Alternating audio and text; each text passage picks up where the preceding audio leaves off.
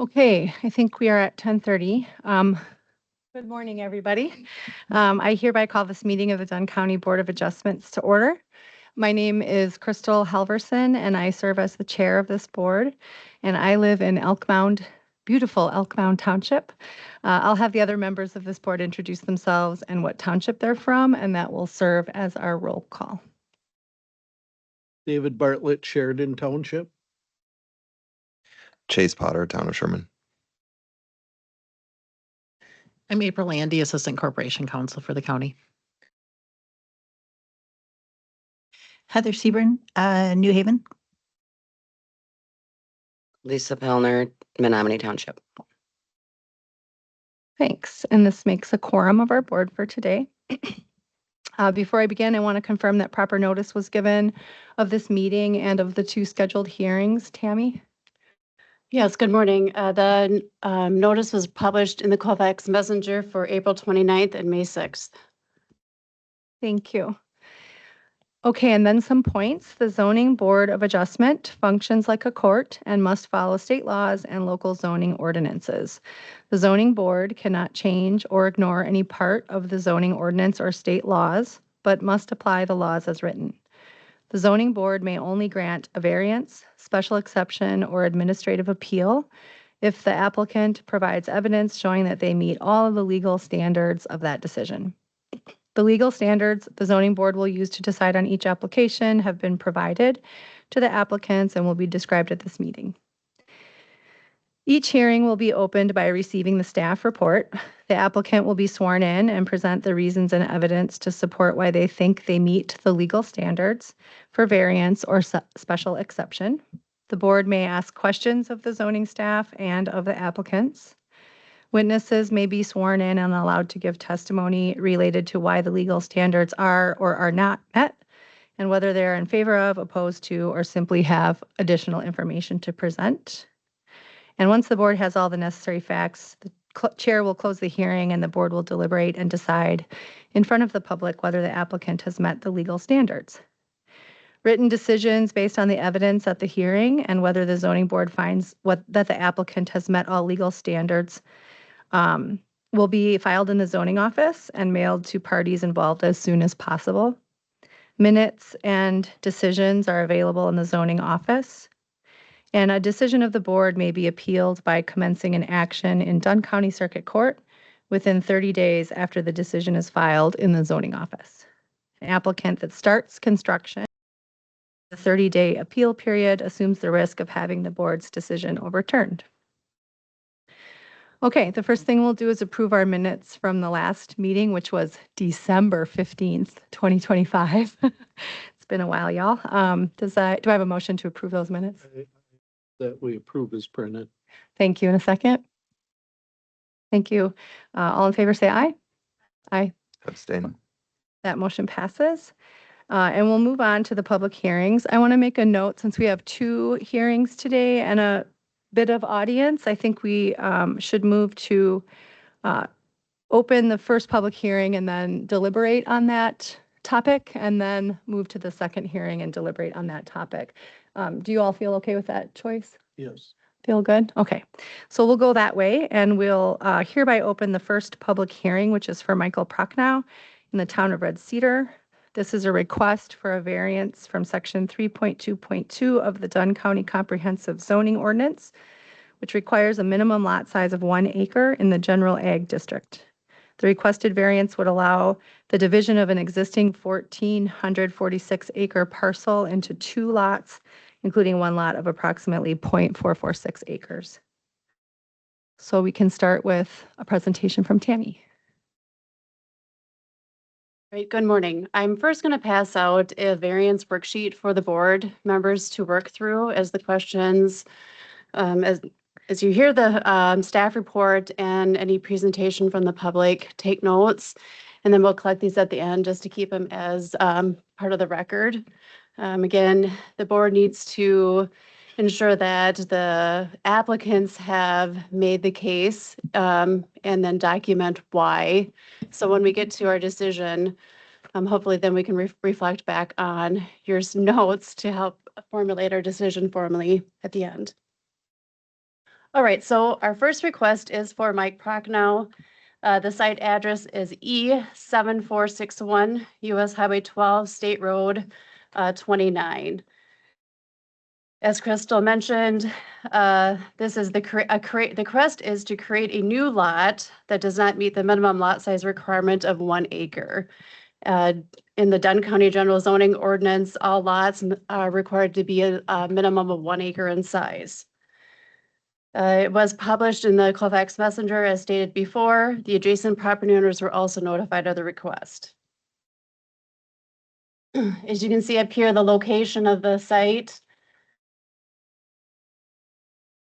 On the bottom right-hand corner is a picture of the existing parcel it is today.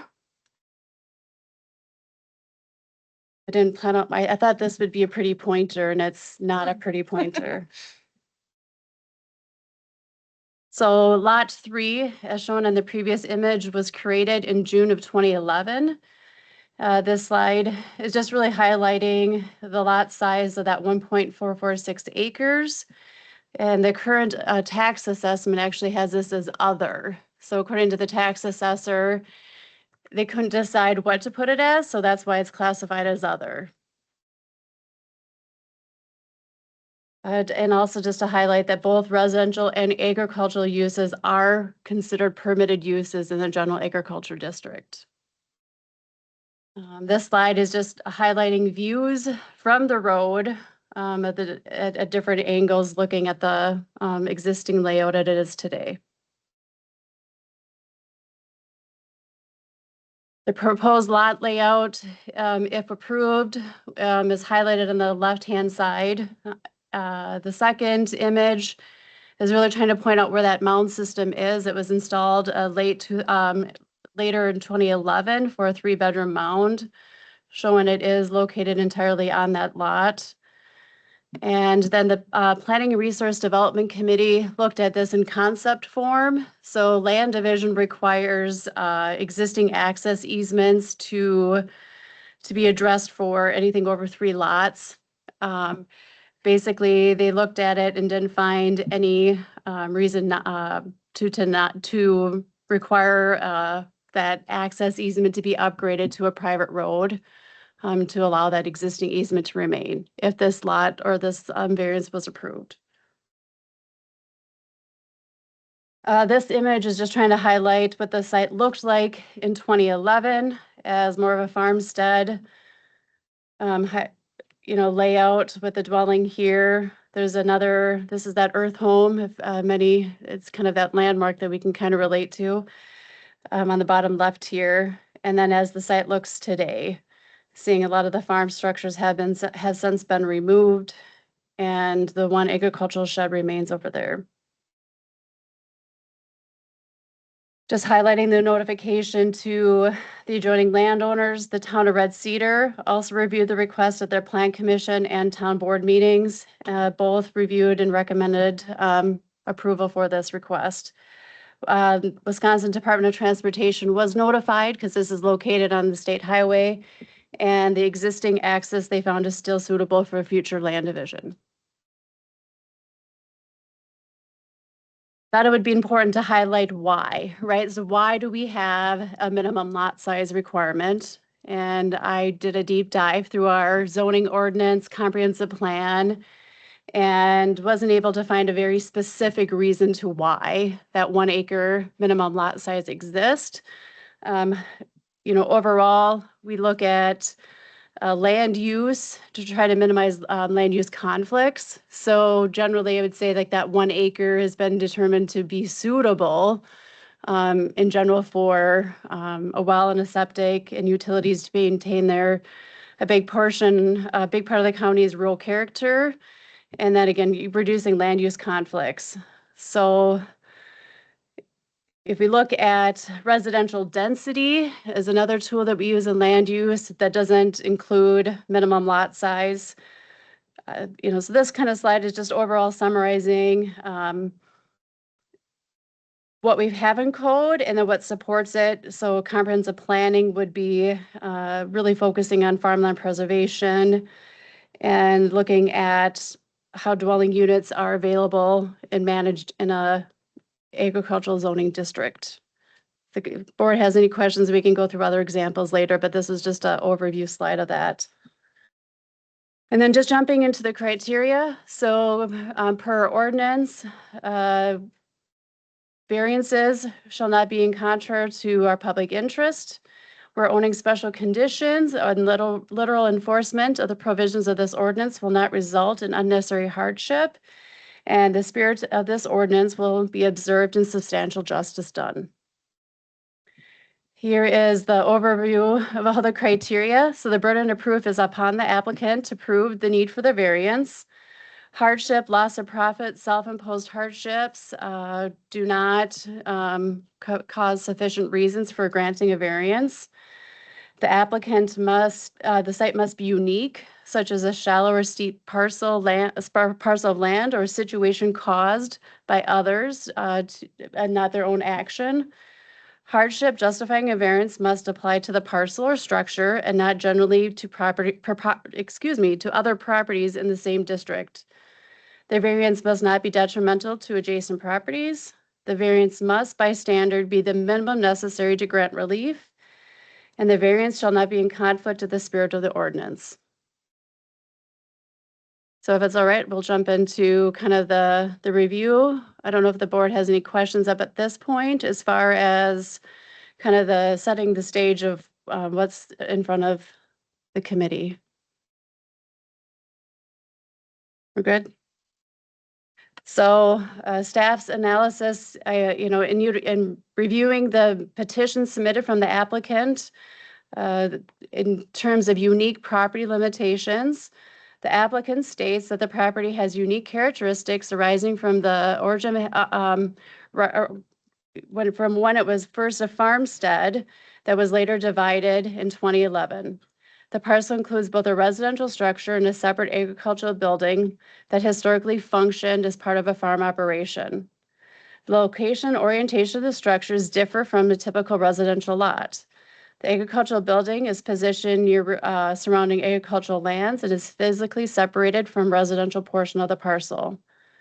So in consideration of the unique property limitations, does the board find that the existing lot configuration, placement of structures, and mixed residential agricultural characteristics are conditions unique to the property and not broadly representative of surrounding parcels within the area? I jump onto the, just continue through them. Okay. Unnecessary hardship. So this is, kind of that lengthy one. There's two options here, right? So there's the strict compliance that unreasonably prevents the property owner from using the property for a permitted purpose, or the board can consider unnecessary burdensome. So is the compliance with the ordinance unique to the conditions for the purpose of the regulation? So for reasonable use, the subject property currently contains a single-family residence and an agricultural storage structure with a former farmstead. Both structures exist and continue to function for a permitted purpose. Staff notes the property may continue to be utilized without approval of the variance, this requested variance. However, the applicant states the existing parcel configuration and placement of structures limits the ability to separate the residential agricultural uses into independently functioning lots while fully complying with the 1 acre minimum lot size. So the board must determine whether strict compliance with the minimum lot size requirement would unreasonably prevent reasonable use of the property. It's kind of a mouthful. The second one, the other analysis, so you can do one or the other, is unnecessarily burdensome. The applicant states the property contains two distinct existing uses consisting of a single-family residence and the agricultural storage that function independently. According to the applicant, the agricultural structure continues to serve farm-related storage purposes and in proximity to the adjacent cropland, while the residence functions independently as a residential use. The applicant further states that existing placement of structures in historic farmstead configuration limits the ability to divide the property into 2 functional lots while still fully complying with that 1 acre minimum lot size. Staff notes the request does not appear to intended to increase residential density, establish additional dwelling units, or create a new pattern of residential developments within the general agricultural zoning district. Rather, this request involves reconfiguration of land to an existing farmstead layout containing structures already established on the property. We'd also note that the requested hardship is associated, right, with a land division initiated by the applicant, right? So in a sense, they're creating their hardship, right? However, the applicant states the existing parcel configuration structure placement originated prior to the farmstead division activity and were not created through recent actions at the current owner. So the board must determine whether practical limitations associated with the existing parcel, the historic farmstead configuration, and the structure placement make strict compliance with the ordinance unnecessary burdensome in light of the minimum lot size requirement. And public interest.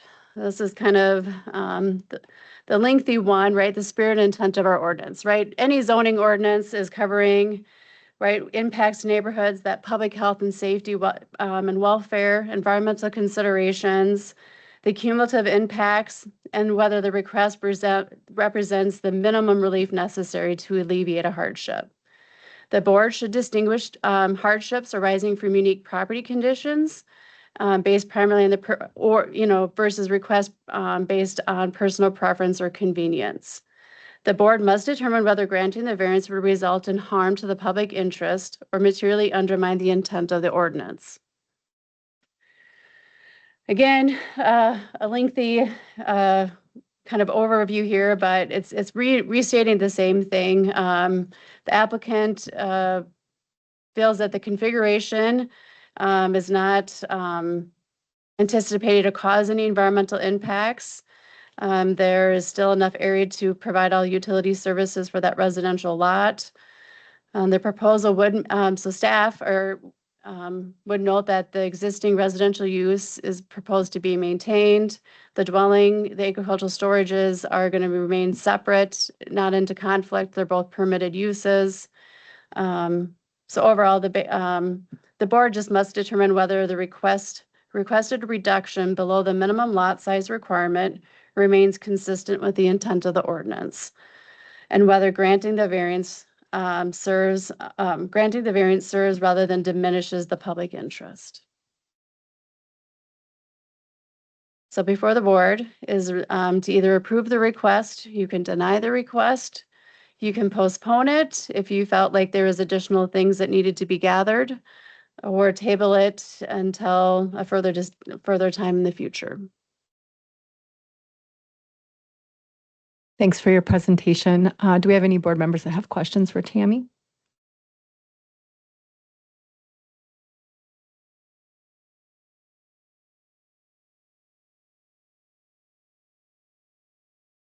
None?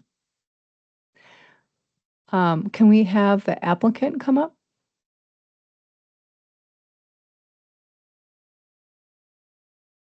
Right up here. You can state, when you get up to the mic and Tammy turns it on, you can state your name and your address for us. Michael Prochnow, N6002, Carroll Ease in Menominee.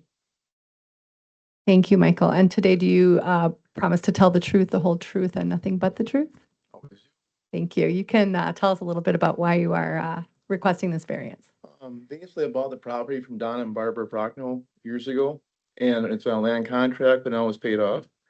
And when I bought it, it was originally kind of like their main farm at one time. But as she showed in the previous picture, we knocked a lot of the buildings down that were not being used anymore. So currently, we're renting a house out that we don't need for any employees or family members. And we're using the yard and the shed for the farm. The people that currently rent the home, the McGuires, would like to purchase it, which I think is a great idea. And I want to keep the yard and the pole shed for my farm use.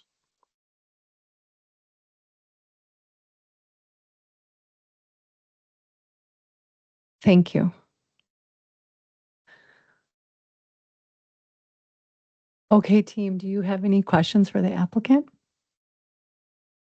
Go ahead. So is there any reason that you didn't stretch the lot over to what's left on the picture to make it an acre? If we've already just heard that the access could be shared and that was already looked at, why not go over further and just make it an acre? At the time we bought it, it was obviously the 1.45 acres. And Don and Barbara would prefer not to sell the rest at this time. But in the future, that is the ultimate goal, to make an agreement between the three of us to get the rest purchased.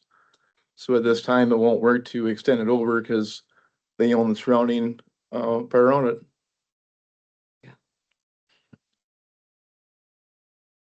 So I think I saw the answer to this in the picture, but I just wanted to confirm. So there's only one well on the property right now, and that well would not be located on the residential structure. Is that correct? Or did I? No, that is correct. Okay. Currently, it's not on my property. Is the, I don't know, Tammy, can you show them the thing for the shed? So basically, it's right across where the blue star is where the well roughly is. And all that services is the shed directly to the north of it in this house. It does not service the earth home.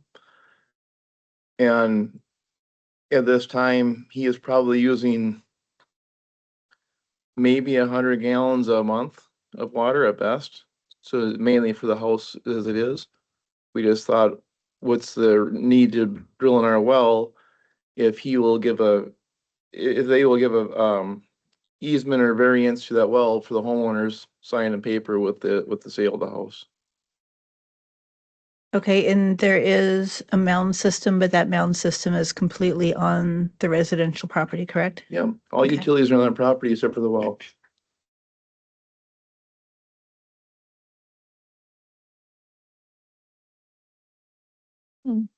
Chase? So just a quick question about the well and the parcel. So the parcel to the west where the well is, so you don't own that currently? Is No, I that- do not. No. Okay. So if we grant the variance and the well serves the house, then we're not creating a new issue. It's already being served by another parcel, regardless of whether the variance is granted. That sounds correct. And Don has agreed that he will make that the same situation he has with me as far as the easement or however you want to call that to use the well. So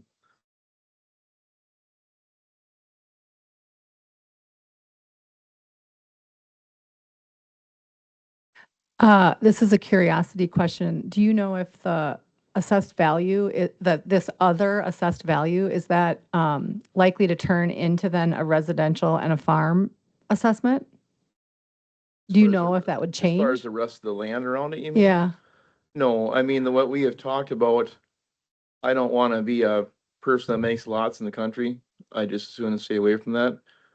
But basically, the idea would be is someday to own the rest of the farmland myself, not any more of the house. The only thing that has been talked about, but nothing concrete, if you will, is that the McGuire's may purchase that shed right by the well for our business they're thinking about starting. So then they would own the well and that shed when we break that up someday, but that's a coffee shop talk right now, I think. and at this point, that would be a deal between Don and Barb Prochnow. Yeah, Yeah. gotcha.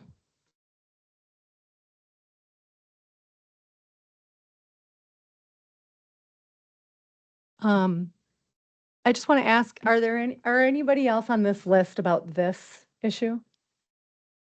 No? Okay. Sorry for having one list for two hearings. Chase, did you have some? Yeah, I have a question for Tammy or the applicant, I guess. Maybe I missed it, but so one lot is being created that needs a variance because it's below the 1 acre minimum lot size, but the other resulting lot is not below 1 acre. Is that correct? That's correct. Yep. So one would be at 1 acre and the other one would fall at that about 4.446 acres. In other words, there's no way to split the lot and have both of them be at least an acre because we have less than 2 acres of property, right? Sure. I just wanted to understand if there were two sub 1 acre lots being created. Yeah, I got you. Not unless the board said they wanted it split evenly between, or something like, and then we'd have to modify the request that way. King Lear approach. Okay. Do you have any other thing that you would like to add, Michael? Not really. I mean, it's, as far as what he asked about the lot, we just thought, why make this harder than it has to be? The idea is to slowly acquire the rest of the farmland, and basically this purchase or the sale of the home would help me do that in the future. And I think that, the owners of these 3 parcels all get along very well, and I don't see a problem in the future. I just see, this would be the beginning to a good thing for years to come. Thank you. You have a Thank seat. you. Thank you. Okay, I'm going to make a last call if there's anybody else from the gallery that would like to speak on this matter. Okay, so I'm going to go ahead and close the hearing. And we're going to move to the business item number 1, which is consideration of a request by Michael Prochnow to reduce the required minimum lot size of 1 acre to create a 0.446 acre lot in the GA district pursuant to section 13.2.2 of chapter 13 of the Dunn County Comprehensive Zoning Ordinance. So,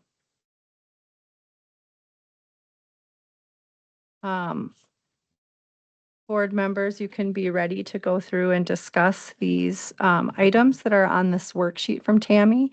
Tammy, do you have any other things that you want to say, or does the board have any other questions for Tammy at this time?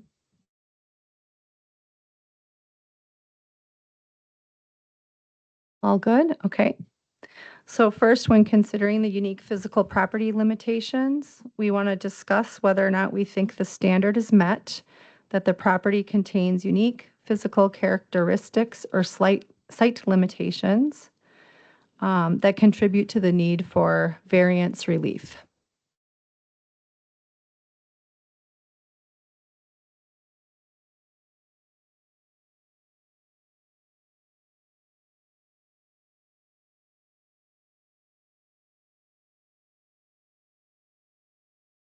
Chase. Should we start at the top, I guess, with unique physical property limitations? Yeah, that's what I'm doing right here. I mean, certainly historical development patterns were farmsteads where the house was in close proximity to a number of agricultural buildings. And as the applicant stated, there were even more sheds that they tore down. Yeah, I think historical development patterns is the key here to show that there's a unique physical property limitation. It doesn't look like any of the surrounding parcels at all. And obviously 2 different uses happening in the same lot. Board members, do you feel like this standard is met of unique physical property limitations, Heather? Yep. Good over here, guys? Yes. Yep. Okay, so we think that number 1 standard is met. Now the number 2, unnecessary hardship. We have 2 choices. One of them is whether or not the compliance would unreasonably prevent use of the property. And the second way that we could get to a yes is that does this compliance is unnecessarily burdensome in light of the purpose of the regulation and the property's unique condition. So we just talked about the unique condition being in part historic designation. So I think if we want to move to that unnecessarily burdensome letter B there, do you feel like that historic designation has made a burden to this landowner?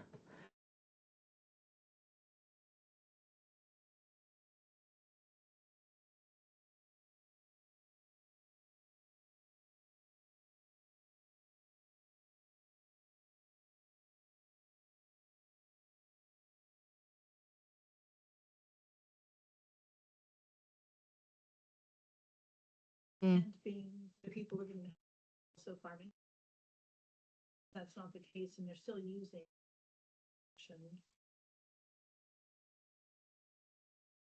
Sorry.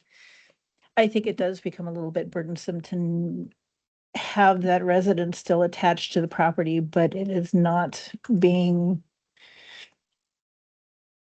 used in the way it was originally designed, and it's makes it difficult to do anything other than continuing to rent that as opposed to, selling it and not having that obligation. And still being able to maintain that one section that's agricultural. Yeah, it would be a burden to the current landowner if they had to sell a piece of their shed that they use to do their business of farming. Would be the only way that they could sell without this variance. Mhm.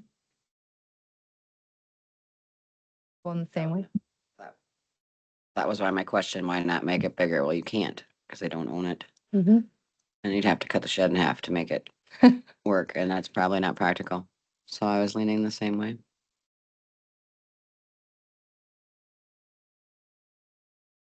I agree. Okay, so we're going to go with in our or statement, the B of an unnecessarily burdensome standard. Helps us meet that standard. And then the last one is about the public interest. I think the main point here is that this isn't going to look or feel or act any different than it does right now. We are recognizing a historic lot line decision that's different than the current use of the property. So it feels to me that environmental impacts, public safety, the impact on the neighboring properties, these types of public interest statements are sort of unchanged with our decision. Do I have an agreement there? Jake? Yes. I was going to add too that supporting the increase of Dunn County's owner occupied housing stock is always in the public interest. Excellent. Yeah, the owner has made it clear that he has no interest in maintaining the property. Okay, so I think we've gone through and agreed unanimously that all of the conditions are met to grant this variance. Tammy, we don't need to get into the business of this well. That would be behooving the owner in any purchase agreement that's made. Is that correct? That's correct. Yep. Typically, it'll be addressed at the land division time also as a shared well agreement or noted on that certified survey map at that time. Thank you. Okay, last call for questions. So I'd like to entertain a motion to grant a variance with or without, probably without any conditions. Do you have any written that are our general boilerplate ones? But with the variances, we really can't do Yeah. conditions, so they will just go through the land division process as needed. Great. So anybody ready to make that motion to approve variance on business item number 1? Thank you. And a second. Second by Heather. All in favor, please say aye. Aye. Aye. Any against? Sorry, the motion passes. Very good. So interested parties feel free to leave, or you can stay for the excitement ahead. Thank you. And the next thing we'll do is open up our second public hearing. This is for Steve Olson, the Farmer Store LLC in the town of Sand Creek. And this is a request for a area variance from sections 14.06 and 1406(2) of Chapter 14 of the Dunn County Shoreland Zoning Ordinance, which establishes the required highway and front yard setback and a 75-foot shoreland setback. The requested variance would allow expansion of an existing commercial building, a car dealership, including proposed construction within the shoreland setback area. This property is located at N13409 County Road I in Sand Creek, 54765. So I'm opening the hearing and we'll start with Tammy's presentation. All right, so hopefully that variance worksheet worked good the last time. So I got new ones for this one. If the members want to utilize the same one, so in front of the board will likely be 3 variances to act on with this request. So I don't know if you want a different worksheet for each one or just separate your notes, but we can certainly pass out extra if I'm okay you, with one. if you'd like that.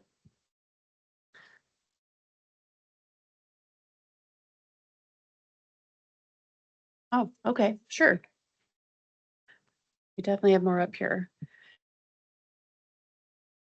So would it be helpful to go through some maybe basic logistics of how this notice and some different exhibits? I'm gonna stop sharing.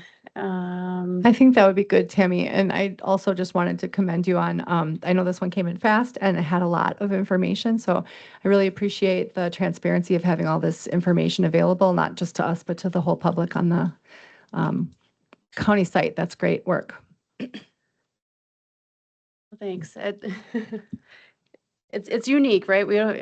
We don't meet for how many months and then all of a sudden we get a perfect storm of several of them. So on the public calendar here, we did have the petition for, and I guess we got 3 names going. So we got Steve Olson, the owner, Farmer Store is the property owner, but then they're doing business as Gilbert's of Sand Creek. So I may interchange terminology, but I'll try to generally refer to it as Gilbert's of Sand Creek as our applicant. There was a list of supporting exhibits that were referenced throughout the staff report, and then that did come in on Friday. We also had one that just came in on Sunday. So they will be presented either, I'm assuming when the applicants come up, they will also share additional exhibits. So this one was quite lengthy, 67 pages, pretty hefty document, but this was some of the renderings that were submitted in support of that application. So those were those exhibits. They also submitted a supplemental response variance to at my staff report. And so that was also posted out there and that was added on Friday. So I don't know if there's any general questions about the layout of the materials. Again, otherwise I'll just jump into my staff report and hopefully you should try to back and forth as much as I have or as we need to and please pause if I need to break this into different portions.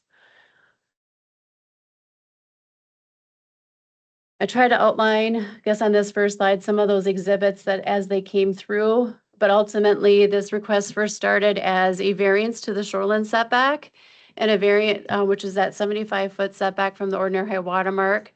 And then the other request is unique in our shoreline ordinance, we have road setbacks. Town of Sand Creek is an unzoned township, right? So typically road setbacks, exist in our general zoning ordinance, not in a shoreland. So that's where road setbacks haven't applied in generally because of being an unzoned town. They don't apply to when a structure is built. Yep. Correct.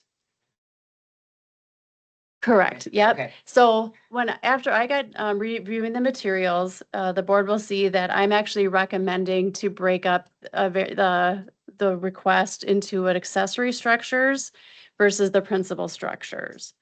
The board could, use the 75-foot setback. If you were to go with, you could also give the variance up to 35 feet relief, but that would be for all structures versus if you break them into the accessory structures versus the principal structure. So that's why I'm recommending actually 2 shoreland setback variances and 1 road setback variance. And again, the board can, as we get through that, make that decision if you want to just make a blanket setback decision or not. So notices go out again, Nicole Fax Messenger, April 29th, May 6th. It's adjacent property owners. Since this is on a county highway, our County Highway Commissioner Dustin Bender received notice. And by statute, we're required to notify the Wisconsin DNR. The township was given notice, but townships don't, the board can take in their opinions, recommendations, but they don't carry a lot of weight under a shoreline ordinance. So we did not receive any comments from the township on this one. Overview of the location, town of Sand Creek. Little view here, and then again, this is the parcel layout, generally pointing north. I'm going to change directions if you haven't noticed on you in the staff report, based on a couple different viewpoints. All three of these lots are owned by Olson. Correct. Yeah. So here, this is my first slide where I tell you I'm changing the view on you. I took this slide, I took the approach of looking at it from the shoreline point of view, and kind of two kind of approaches here of what is existing on the left, and then on the right was or is the example of what they're proposing. So I tried to overlay the two examples of what's existing, what's proposed, and how it looks approximately in the two scenarios.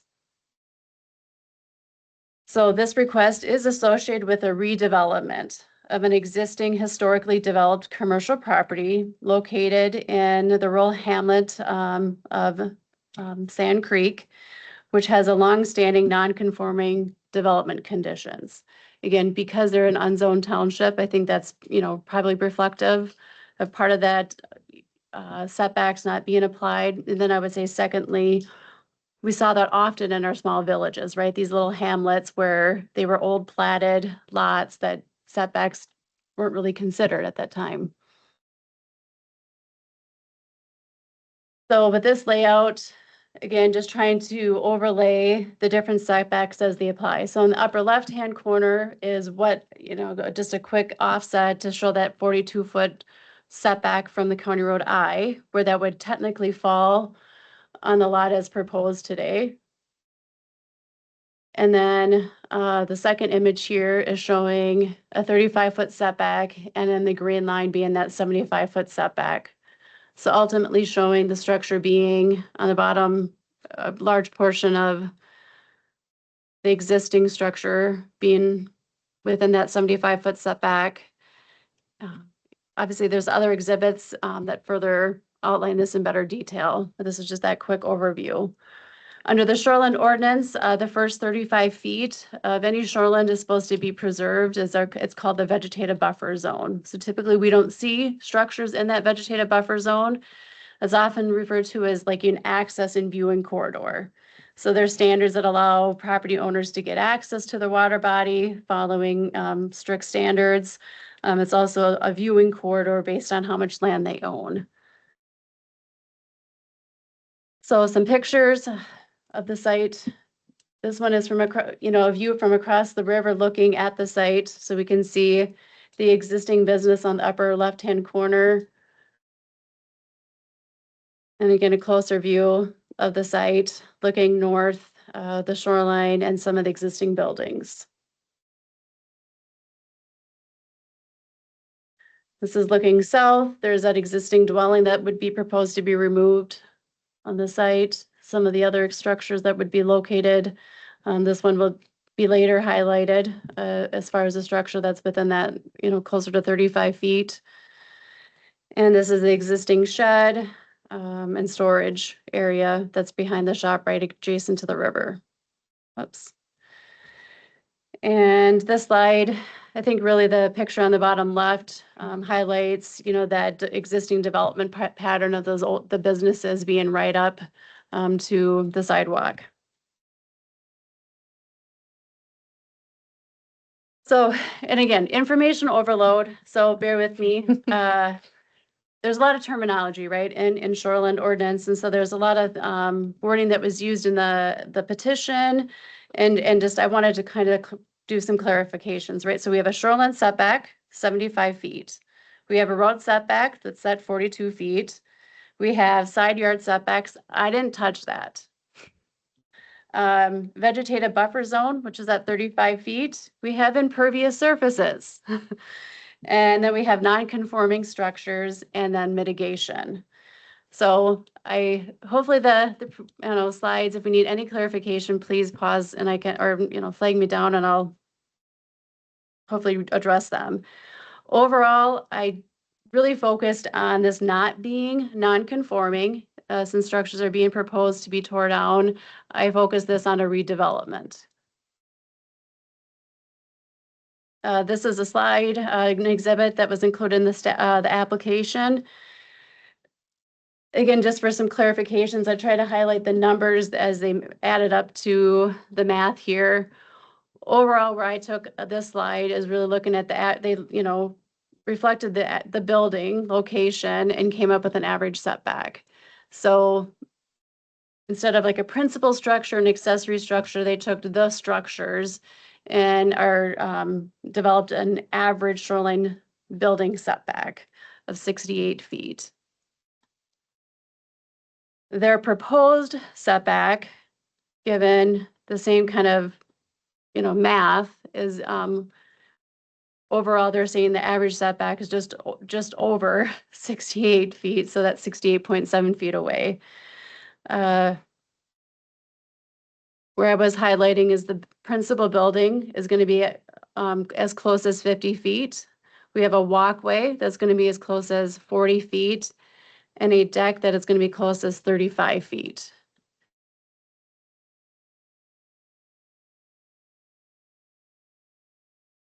Can you go back, please? The brown area is only the principal building, That's and you don't correct. have the walkway and deck pictured here. The walkway is right Oh, here. I guess I can barely Yep. see it. Yep, okay, And then the deck is right here. So gotcha. Thank you. I can grab the point. I was hoping my mouse would point better. I see now, thank Yep. you. So I guess that's where, when I looked at that, that's why I was really recommending the board to look at it two different ways, right? Look at their variance criteria based on that principal structure, and the variance criteria based on what I'm calling the accessory structures, being the walkway and the deck. So buildable area.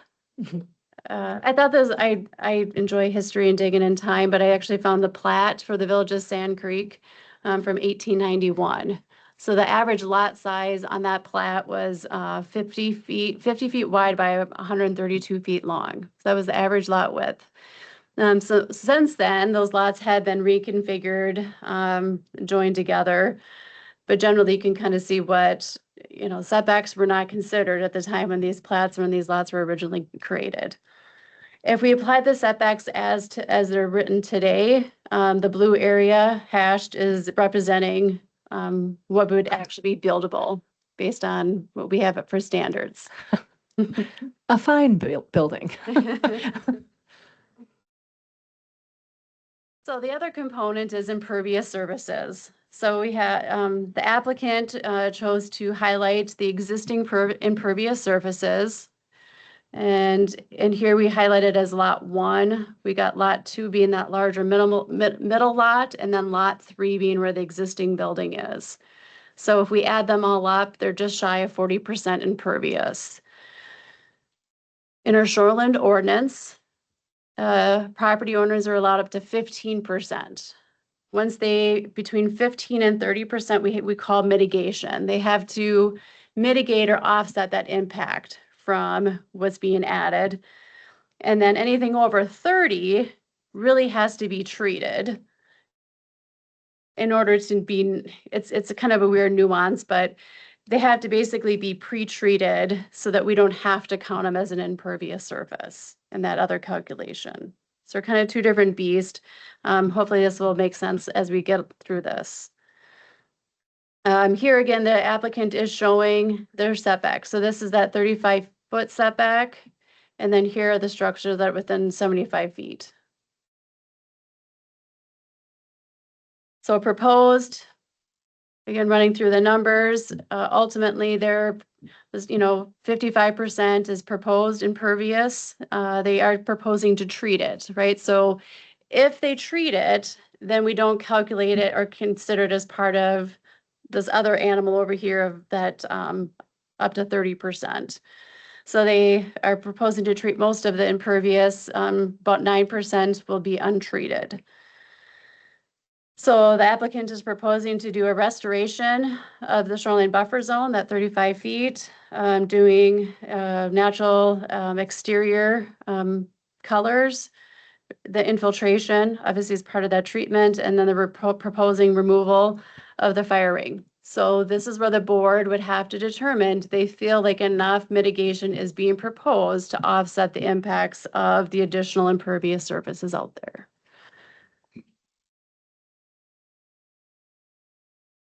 Treated as like a stormwater in practice, so typically an infiltration, stormwater pond, rain garden, yep, rate control somehow to slow that water. Yep, And that part, that's listed under infiltration measures? correct. Yeah, okay. Yep, Tammy, I have a question for you. Can you go back to the slide of what's there now? No, yeah, that one. So for the shoreland standard, it says up to 15% impervious allowed, 15 to 30 requires mitigation. But you said if they pre-treat it, then it doesn't count as impervious? that's fair. Yep, correct. So what they're proposing is to have 9% impervious after you take out the pre-treated amount? Correct. I guess I'm missing, do they actually need a variance then to the impervious? So yep, the variance would not be to impervious. So there's no variance to the impervious surfaces, actually, it's just in addition to if the board found that mitigation or the impacts are being adequately addressed through infiltration. So the variance is, this is just part of your review of the proposal. The variance isn't really specifically to impervious surfaces increasing. Sure, so just for my understanding, I guess, if none of the other issues were involved and they proposed this, they wouldn't need to come in front of us for a variance for the impervious surfaces? If that were the only question and they were Correct. proposing to pre-treat it in this way? Correct. Okay. Yep. And what entity determines if those treatments are enough? There's this wonderful statement in our shoreline ordinance that says at the discretion of the zoning administrator. So also I would lean onto the board too, though, if if it looks relative. So right now I utilize a standard in our shoreline ordinance that is actually refers to a 5-year, 5-minute storm event. It's a very small storm event, quite frankly. So it's about a half an inch of rain that they are, again, I received the information on Friday, so I have not had ability to review their stormwater. But if it was designed based on that standard, then, yeah. So this part of the presentation, this information is for color, and if we want to raise a flag of alarm, but it isn't what the points that we're deciding on today, which are about shoreline setback and street setback. Correct. Okay. Correct. Yep. It's just a critical component, right? You can't have one, it's just that reality that they're doing something, and that's a key component to the change in that land use. Thank you. I mean, and arguably, and the applicant will share this also, is you could also look at about 40% that's never been treated, Mhm. right? If we look at that shoreline, if I go back to this photo, this was a red flag to me, right? We have no treatment, and I would be willing to bet a lot of this erosion on that bank is because stormwater hasn't been managed, right? That overland flow has caused a significant amount of erosion. So the fact that we have an applicant in front of us that once they do these if approved, would actually probably make these conditions better out there.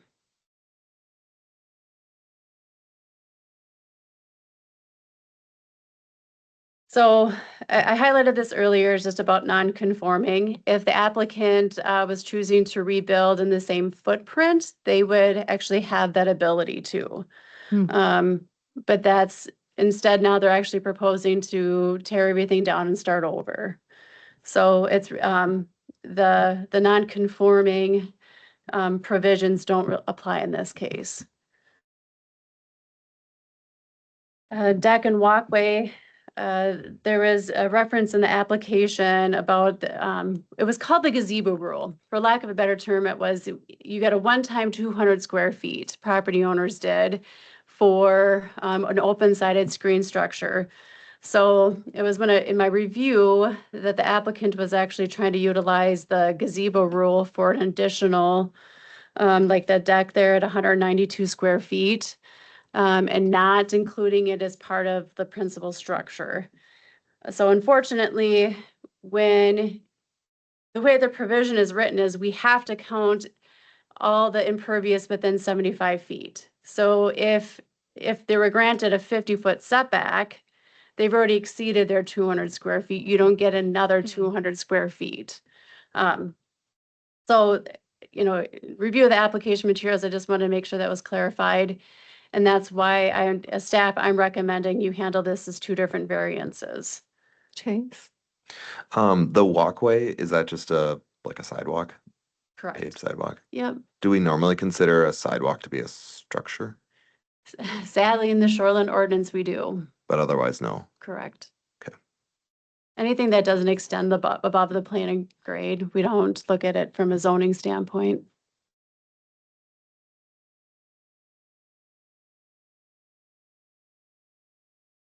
And I'm probably gonna, I don't wanna beat this to death, but again, the board can choose, right? Your variance decision could be is you could grant it for all structures to be as represented up to 35 feet. Or if the board wanted to break these into two separate ones, you could have a variance that's reviewed based on the 50-foot setback and then reviewed based on accessory structures for the 35-foot setback. And then, so one clarification on this slide is, as follow-up with the applicant, they're actually going to request a 0-foot setback because of the canopy. So as we measure structure setbacks, again, without the full details, they're asking for the canopy, with the canopies on the structure to be a 0-foot setback to the road. Shoreline setback, again, for the principal structure, we're at 50 feet, and for the accessory features, I put them at 35.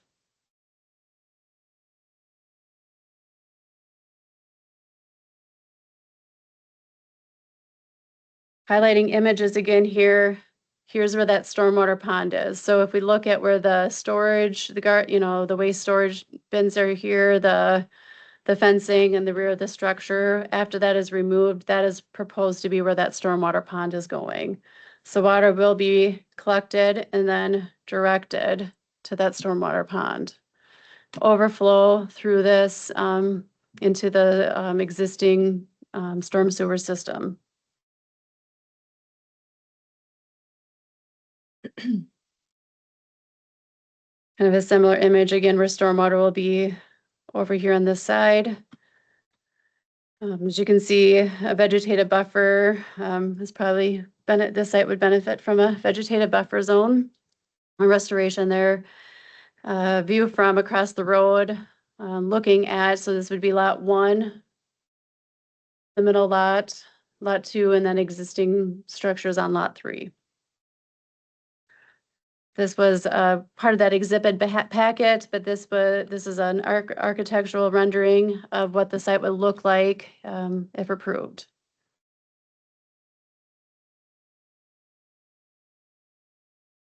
On to notices, so this is the list of notices of the adjoining landowners. We did have that one notice that was returned.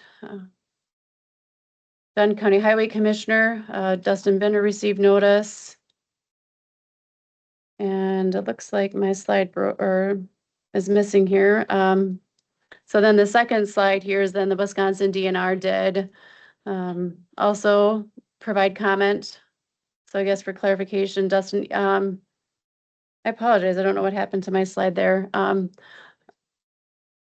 His is? Oh, yeah. So Dustin's comment was the highway does not have any issue with allowing the setback variance as requested and closer to the existing right-of-way as proposed. The comment received by Sue Van Landenberg from Wisconsin DNR. Overall, she felt the applicant did not demonstrate in the materials that she received that they met the variance criteria. Shoreland variance. Correct. Yep. So she just references a court case here, and really, you know, this court case that she references was leaning on economic loss or financial hardship isn't a reason to grant a variance. So again, the board will need to decide based on the information I provide and then the supplemental stuff from the applicant, whether they've demonstrated the hardship and the criteria.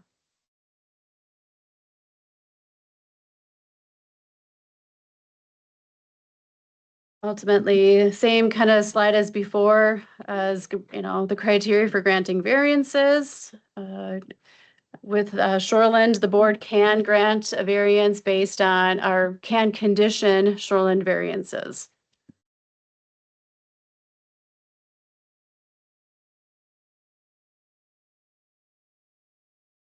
So, how you feeling? Should we jump in? Any questions at this point? It might be helpful to have the applicant also at this point jump in and talk about their criteria or information. Otherwise, I can run through the variance criteria for the three of them. Does the board have any questions for Tammy first right now? Heather? I just wanted to confirm one thing. So it's for the roadway setback, you're saying that all of the other properties along that road are right up against the road as well. So they're already not subject to that variance. That's correct. Yep. Okay. And it probably should note that if, let's say they chose to rebuild in the same footprint, let's say another dwelling out there or the cafe wanted to rebuild in their same footprint, they stay, unless they are granted a variance, they maintain that non-conforming status, right? So getting a variance creates a situation where they are conforming. If you stay non-conforming in that status, you're always going to be subject to how much improvements you can make to that structure. So, and that's where, where the applicant is choosing to do this as a redevelopment and become a conforming situation. So as you allude to, like the highway setback, yes, they're technically considered all non-conforming structures. And I'm assuming on that road, there's probably a lower speed limit, like 25 miles an hour or something like that. So there's not cars zipping past it. Okay. That's correct. Yep. Anybody else right now? You mentioned a 0 foot for the canopy, but then the variance or that picture didn't show any canopy. That's just a parking lot, right? I mean, I wonder if it's this canopy, and you can ask the yeah, applicant for Yeah. clarification on that. Kind of Yeah. see a shadow right there. Mhm. and because like that's not gonna be up against the sidewalk. Yeah. Oh, Yeah, so yeah, when we measure setbacks, we measure it to the closest point. So for example, a deck, when it's attached, sadly, we have to measure our setbacks to that closest point if it's attached to the structure. I guess my question is the building gonna be up against the sidewalk like the rest of them or the parking lot? So there's actually. Street is in the between street there. is The street is in between. Okay, Yep. that's for, Nope, that's good. Thank you. Good. See those sideways cars So- are like parked along the street. Yeah, so sadly, I was on this picture on the bottom. I was trying to kind of follow that rendering view. Yep.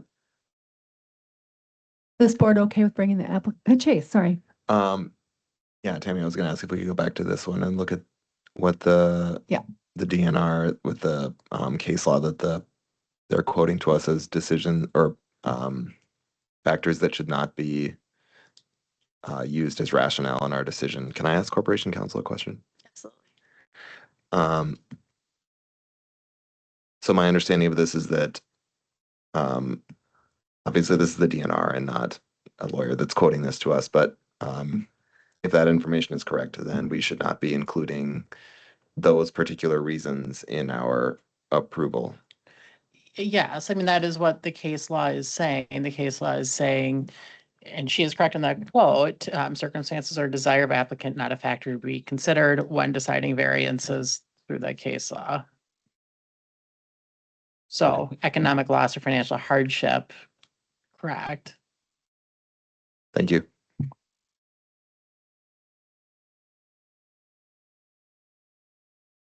Okay, rather than Tammy going through our discussion points, should we move to hearing from the applicant? You guys good with that? Feel okay? Okay. If the applicant could come up, please. Same as before, if you could state your name and your address, please.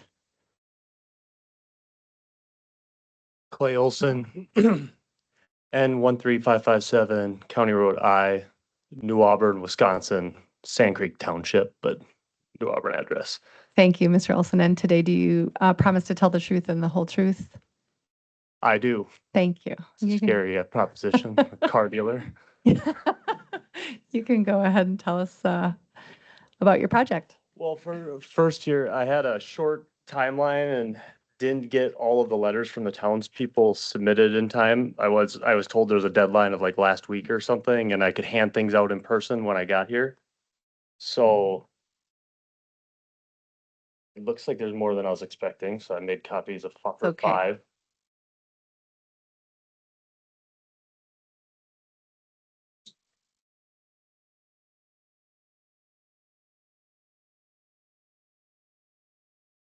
Thank you.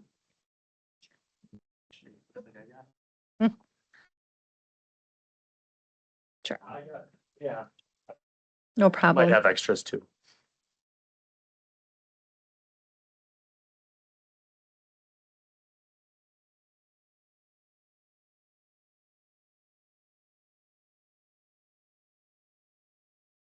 So I am Clay Olson. I'm the 4th generation car dealer in Sand Creek, Wisconsin.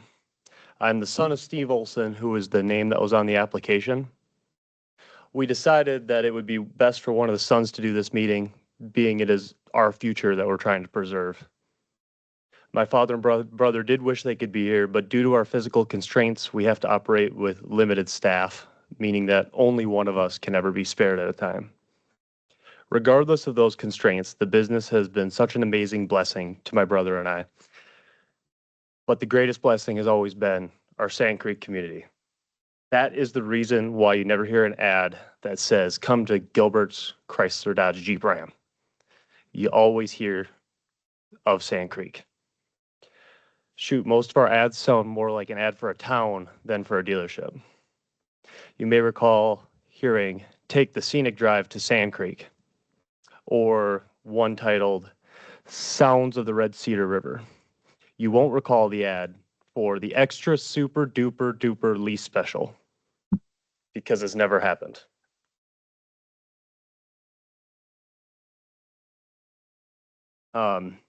So the fact is, it's very apparent that it is not my job to go into the details of stormwater management and exactly how it works. We have Cedar Corp with us here. They can explain that. It's also not my job to explain, the environmentally responsible techniques and materials we'll be using. Though I do think our seriousness about this should be evident based on this top tier selection of local businesses and, our willingness to go this far to do this.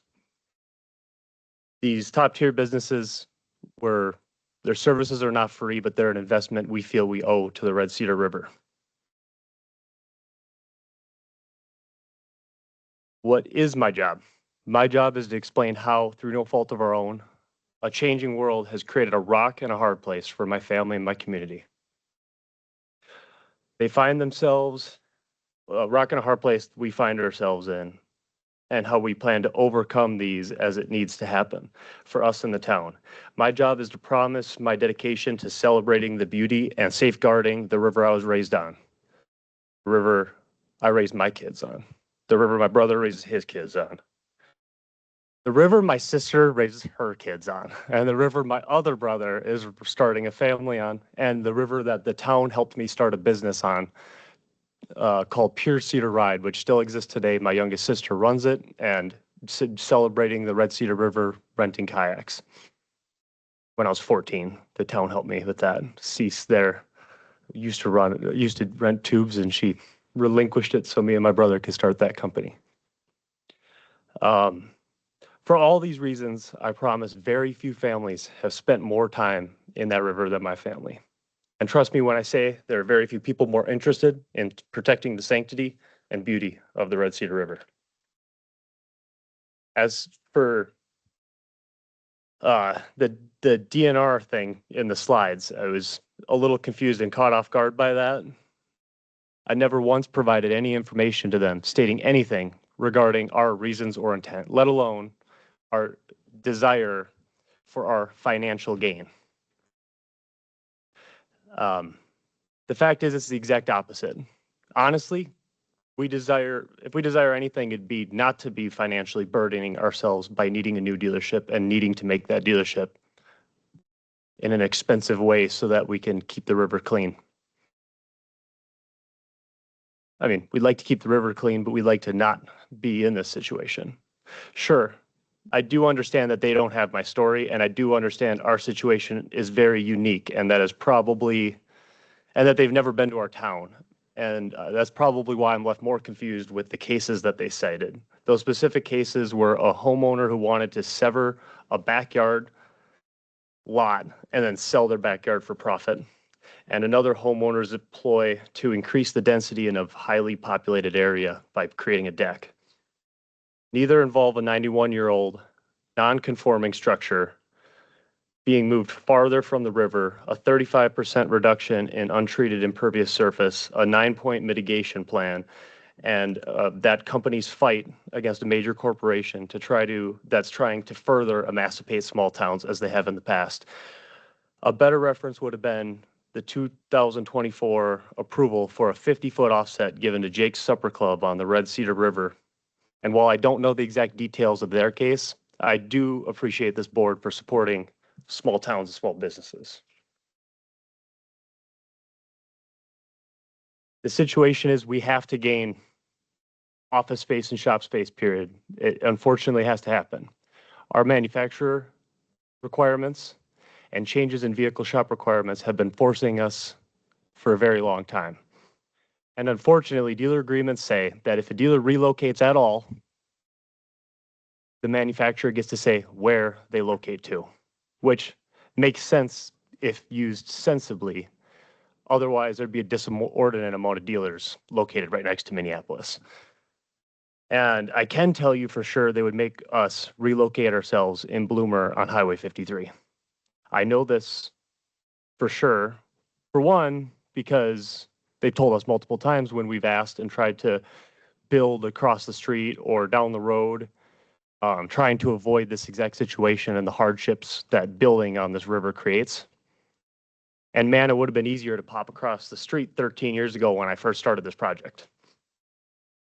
Why are they so hell-bent on moving us to Bloomer? Well, amongst many reasons, the huge one is we are the only dealership that is not located in their designated sales area of responsibility, which is essentially your slice of the market that you are allocated, meaning that we are located in someone else's slice of their market.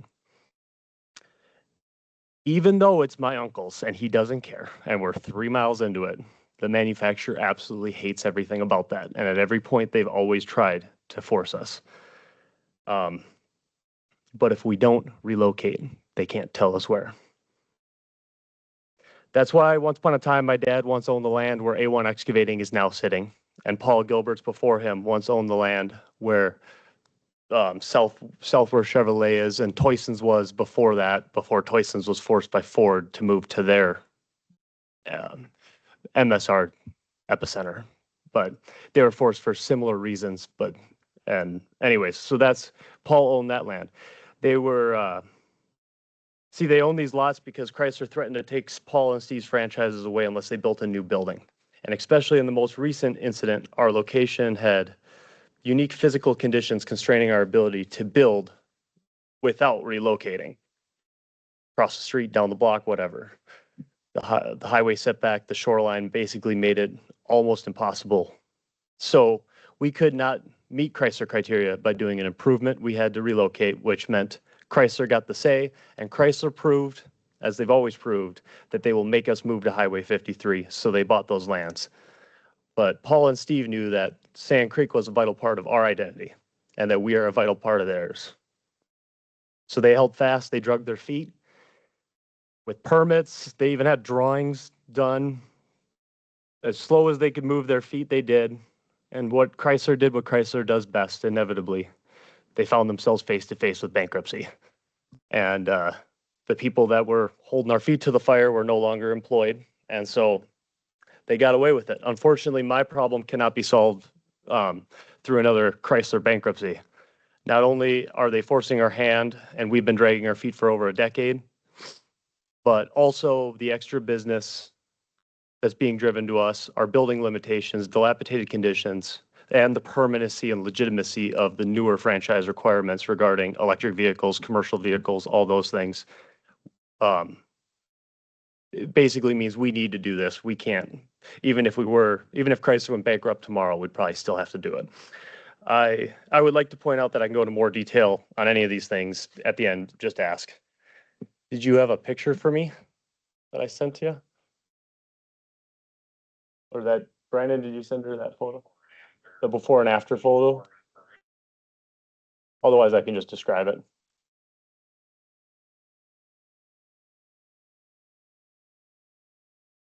And like last it's okay. So basically what I submitted was a picture of the building from, I think it was the late 40s, maybe early 50s, but picture of the building from the street and a picture of our building from the street showing that it has not changed much other than some new siding and stuff in 91 years flat, 91 years. And while I think it's cool that it hasn't changed much short of a facelift, it does demonstrate in a big picture our need. When the current building was built, there were 47,000 franchised car dealerships. In the US today, that number, or 47,000 franchise dealer groups, yeah. So you can see door, everything. It's the same thing. We added this and put a picture of a leaking roof, which it's leaking again. Surprise. And the cafe really hasn't changed. So again, back when that building on the left was built, there were 47,000 franchise dealer groups. Today there are 6,000, 47,000 to 6,000. Back when that building on the left was built, there were 26 million cars on the road. Today there are 300 million. If I do that math, that means that every dealer, when the building on the left was built, was responsible for 563 of the cars on the road. Today, in theory, leaving each dealership responsible for 46,123 cars on the road. That's 500 to 46,000, which I understand that there are independent shops, multiple locations, people who do their own work, probably less of those people, but people that do their own work and people who just don't do their service. But I think the point still stands and it makes sense. Honestly, at this part of the speech, I also cut out another large section of other reasons we need this, very large. And that picture should represent in a bird's eye view kind of way all the needs in the world. But the speech had gotten too long as it was, explaining the myriad of reasons this needs to happen, from inability to sell certain vehicles through you can't fix it, can't sell it rules, safety concerns, incredible lack of space, and et cetera. Safety concerns, yeah. So I'm happy to provide more reasons at the end. If you would like, just ask. In reality, the need for the building, unfortunately, is a foregone conclusion. It unfortunately has to happen. So that's why I think the really important thing is to dive in why we need to build it here in Sand Creek. The new building will allow us to attract and hire more talent to our town. It will allow us to better serve our customers, to create safety for people walking down the sidewalk as these cars back out into oncoming traffic, which, yes, the speed limit's 25. There are still some people that it gets dangerous sometimes. And we are setting it back an additional 4 feet, but our garage doors are an additional 8 feet beyond that. So we'll have a full area to pull a full car out, look both ways and see everything with the new building. That's part of why it's jolts back there to create that safety. And it's a drive in, drive out forward. Create a building that better protects the environment by meeting the latest efficiency and pollution standards, create a safer environment for our people in our building by updating our building to the most modern safety standards. And while protect a building that protects the red cedar and its banks much better than currently stands. And while I really do care about providing those things to my customers, to the river and to the community, it's all secondary to the biggest benefit. This would cement us in Sand Creek. We've designed this building to where we should have the ability to stay. It's made of cement. It's designed to last another 100 years. And then we won't have to deal with this for another 100 years. And, you know, Chrysler might be Chevy by then, who knows? They might all be together. Regarding the letters that I handed out, represented on our behalf there is every single person that on the adjacent parcel list that is actually lives in Sand Creek, as well as every single storefront in the town, as well as a few more helpful locals and close neighbors. Again, I can dive more into our role and importance to the town of Sand Creek if you'd like. However, I believe those wonderful supporters did a fine job laying it out, how our business is integral to their businesses and their community. I don't believe I need to go into it. I would, but I will though, if the board would like, I'd be happy to. However, I would like to briefly thank those for showing up here today. We had a few people that wanted to show up. Our town is like a tripod and we all lean on each other. Allie, I wish I had $1 for every time a customer said, if that cafe ever goes under, you're going to need to buy it. I couldn't do it. But also, if you weren't next door, if you think I'm skinny now, I'd blow away in the wind if you weren't there to serve me. Joel, fire chief, town board member, unofficial mayor of Sand Creek, the amount of passion you put into this town inspires me. You work hard for not nearly enough thanks. We appreciate you. And to all the other residents who went out of their way on such short notice, we thank you. So, in conclusion, hypothetically, could we cave to the brand and move on to Highway 53? Yes. Hypothetically, would that location potentially drive more business based on being more conveniently located? It's potentially. Would my customers have a better experience? They would not. Would my employees enjoy their jobs as much if they couldn't eat with Allie every day? Probably not. Hypothetically, would the town thrive and survive without us? I don't know. I'd pray so. Would the river be better off or worse off if we left the old worst building sitting there unused and moved to 53? It would not. This happens. Would I be as excited to share this blessing with my children as it was shared with me? I would not. This has to happen, and unfortunately, it has to happen soon, and I implore you to give us a variance to keep our business in Sand Creek in support of small businesses and small towns, because I have one last hypothetical. Would my business still exist on Highway 53? No, because there's no Gilberts without Sand Creek. That's all I got. All right, thank you for your testimony. Is there a board member that has a question of the applicant? We can also, we have 4 people listed that want to speak, and we could listen to them, and then we can always bring the applicant back up before I close the hearing. Anything right away? Cedar Corp will be better at speaking on technical things. Excellent. Okay, thank you. You can have a seat for now. The next person on the list is Joel Smith.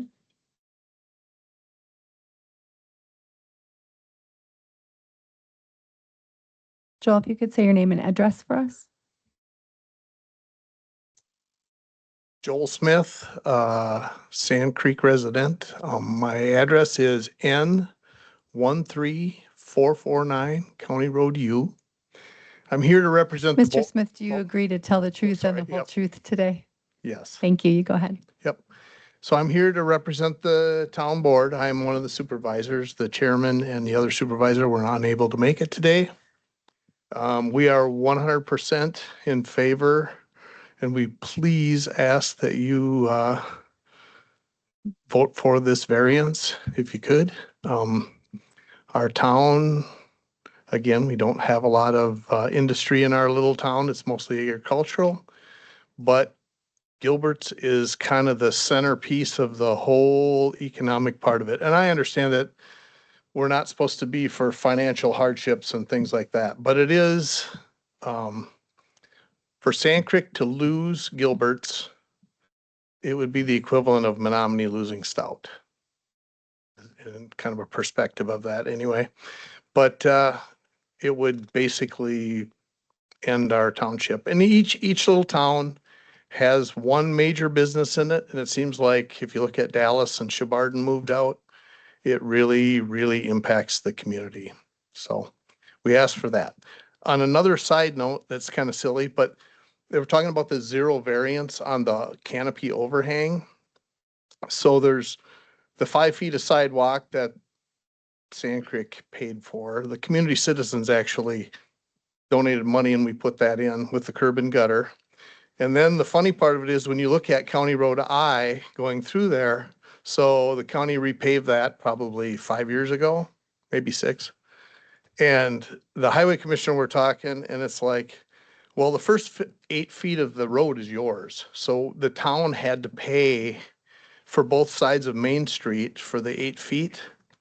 So I don't know, it's a gray area. So when we talk about the variance in the street being at 0 feet, there's the sidewalk that the canopy probably would go over. And then there's 8 feet of no man's land that the town paid for. And then they did with the County Road I part. So just for some reference, but other than that, thank you for your time. Please help us out. Thank you, Mr. Smith.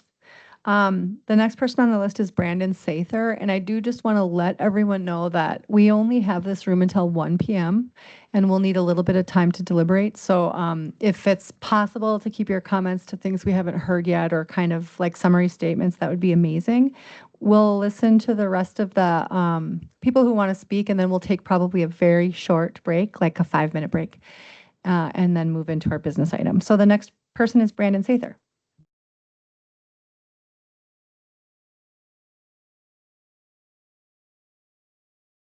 Yep, got you. Got you. Thank you. Name and address. Corey Scheidler. I'm with Cedar Corporation at 604 Wilson Avenue in Menominee. And do you swear to tell the truth today? I do. Thank you. Go ahead. Well, thank you for the opportunity to speak with you this morning. We're just about past noon here. Clay's passion for Sand Creek and their team up there is incredible, and it echoes the passion that his father Steve had when I first met him. It was important that they did this project correctly, and as Tammy indicated, we are looking at redevelopment instead of a non-conforming use. Redevelopment brings the facility into compliance with your zoning requirements, including this variance we're requesting of you this morning. So the Sand Creek Downtown District is comprised of commercial uses, and the redevelopment of the Gilbert's Automotive is critical to the vitality of Sand Creek. Most notably this redevelopment. Gilbert's has a long history at this location, long and well before any shoreland zoning was ever created. I believe Tammy had a map of the old plat that was up in front of you earlier this morning, and I'll talk a little bit about that if you allow. So our project faces a hardship due to the restraints of being positioned between a county highway and the Red Cedar. The physical requirements for an auto shop are based on safe operations, functionality, and automotive repair requirements. Every time a new vehicle comes out, it seems like they're getting larger. Back when I was a kid and worked on cars and I had to work on my first car, it was easy. Now everything we have pretty much has to go to a repair facility. So those repair facilities are vital, and that's a large component of this project, and it's vital to the operation. So our main focus in the design process was creating a safe and functional shop. And really what our hardship was faced with is how do we build a safe shop that functions in that location. Tammy showed a map earlier that I believe had 17 feet of buildable space. It was a very narrow strip that goes through the current lots. We worked through significant alternative design analysis solutions. We investigated alternatives. However, due to the lot width, we weren't able to come up with a design that allowed space to reconfigure the building without this variance. So without this variance, the project is not possible at this location. So that is our hardship. The unique lot frontage on the Red Cedar River and the county highway doesn't allow those alternatives and that width for a building. And really what we're doing is by removing the existing facilities and buildings and development, we're pulling things out of that critical 35-foot buffer, and we're mitigating a lot of that within the 50-foot. This lot is actually very unique in that if we consider the highway setback and the setback from the river, we have that very narrow strip, and that's really what creates this unique need for a variance. Further, if Tammy, do we have that map we could refer to by chance that shows the new development? I want to point out something else that's I think is very unique about this. No, actually, this one here would be good if we could. And I should have recorded the page number out of your packet. This was in your packet that Tammy provided. And huge thank you to Tammy and the team for working with us on this. So she's been very helpful. So as we look at this, again, we have our setback from the roadway. What is also very unique about this parcel is if we were to look at the shoreline, and typically shorelines don't create eddies and have this much variation.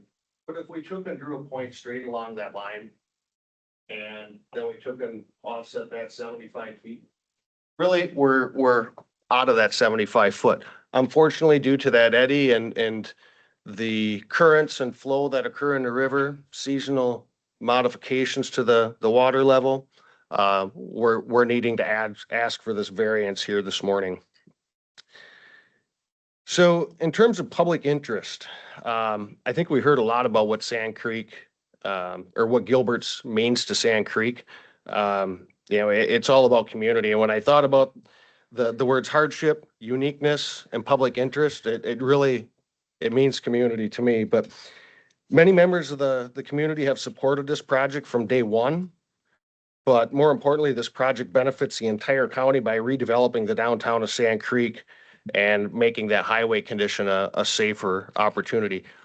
If we weren't able to go into the facility and turn the vehicles around, all those vehicles are now going to be backing out onto the highway and creating a even unsafer condition. So the project improves the safety within that area. We are also removing the development that is currently within the 35-foot critical area that I mentioned earlier. So that's the existing shop and storage that extends down towards the water. In addition to the community benefit, the project addresses the stormwater quality and quantity and also controls the release rate from the stormwater treatment system. So we're addressing all those areas and requirements, and that's part of our mitigation plan that we spoke of in our submittal. The shoreline is probably one of the biggest benefits or mitigation opportunities that we've been able to address with this project. So as we look at the pictures that Tammy provided in her packet, you can see that there's some areas with not a lot of planting. So as part of this project, returning that 35-foot buffer back to its natural state and planting native plantings and grasses within that area. So at the end of the day, once this project is developed, we're essentially, through mitigation opportunities, we're actually reducing the impacted area by about 30%. So pretty significant benefit. And more importantly, just getting that automotive shop and storage area from within that 35-foot setback closer to about 50 to 60 feet. Couple things I did want to note. We did talk about the canopies a little bit. and the setback, they do not actually overhang the sidewalk. And then also, there's one other thing that was, Can I ask you a question about that? Does that mean you are asking for 4 feet and not 0? it'll be the 0, but they won't overhang the sidewalk. Past the sidewalk? Correct. I got you. Yep. Thank you. There was also discussion about going for the request of an accessory setback within your shoreline zoning. Those sidewalks and we're called deck area are actually, they are, at grade with the building, but they're necessary for the egress and fire escapes for that space, if you will. So with that, I'd be happy to answer any questions. I tried to keep it as short as I could here for you. Kind. Does anybody have any questions for Mr. Scheidler? Absolutely. Go ahead. I think it'd be for clarification, you guys are not requesting any a stairway down to the river, correct? Everything, so there's shoreline, the accessory structures, that as is typically allowed on a shoreline property, people have a stairway that goes to, to the water body. This request is a unique stairway that's adjacent Yes. for related to the structure, right? So Yeah, and it's just for egress within the building.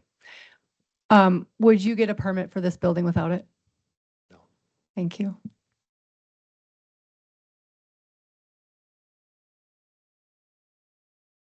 Last call for questions, Mr. Scheidler. Good. David? Thank you. Thank you for your time. Alice Motzer, I think. Can you tell us your name and address, please? Sponsor, County Road I, next to Gilbert's Motors, Sand Creek Cafe. Thank you. And you swear to tell the truth today, nothing but? Yes. Thank you. Go ahead. Well, I'm here because I need to support this family and the business. My sister and I have owned the cafe for 50 years. I don't know how, I'm only 39, but without them, we might as well hang it up. And you know how hard the cafe business is, especially right now. But with them, the people will call in to make an oil change and they'll ask what's for lunch. They want to know the specials. So it would behoove us to pass this absolutely. And behind the cafe, if you get the new building with all the reclaimed area back there, we could put some picnic tables out there and have a nice area for seating to go along with their building. That's all, I guess. That's great. Thank you for coming. You're welcome. What is for lunch? Awesome. Okay. Let's see. We have to close the hearing to start deliberations. Is there anybody who thinks at this point, during a deliberation, we can bring somebody back up for questions? Okay, good. In that case, last call for anybody else to make a statement. Okay, I'm going to go ahead and close the hearing, and I'm going to call for just a less than 5-minute break. So if we could be right back in our chairs at 12:15. Thank you.